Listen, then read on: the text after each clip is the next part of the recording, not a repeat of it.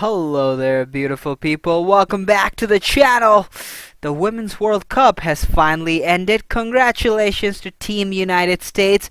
Once again, the big daddy of the world. They lift the World Cup. Congratulations to the United States women's team. We knew you could do it. Fourth time. Now, every time the Women's World Cup changes, and more often than not, the United States does pretty well.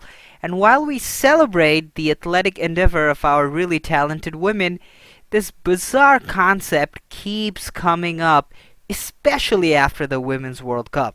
Now, you guys know the gender pay gap in usual that is a part of our bigoted patriarchal society.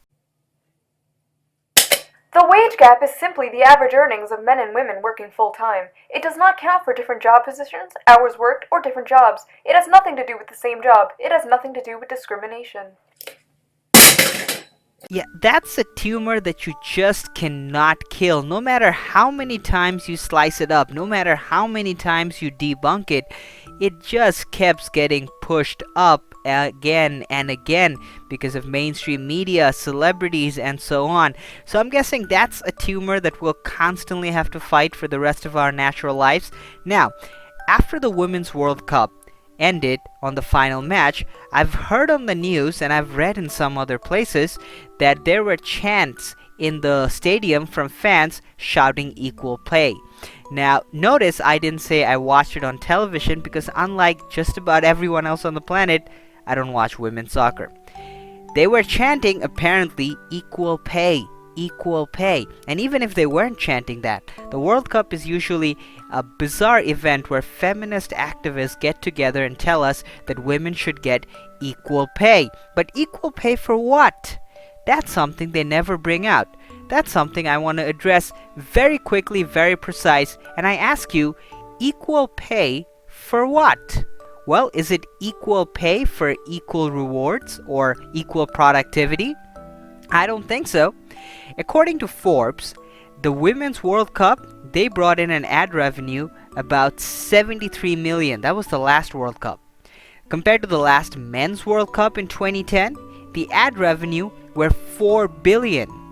Women's athletes, they got to take home 13% of the ad revenue they brought up. The men brought home only 9% of that 4 billion. Going back to the last World Cup in Russia, the Men's World Cup generated a revenue of 6 billion.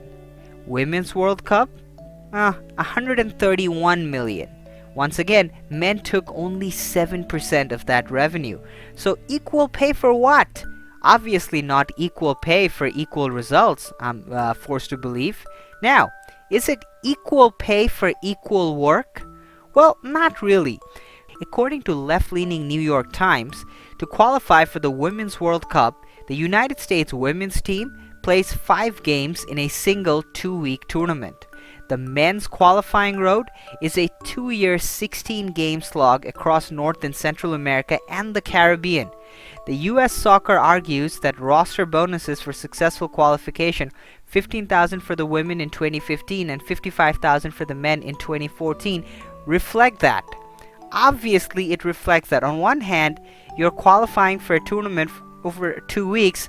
On the other hand, you gotta train for 2 years. You can pick up injuries on the game. You can pick up injuries while training. Shouldn't the wage reflect that? I don't know. And then, is it equal pay for equal talent?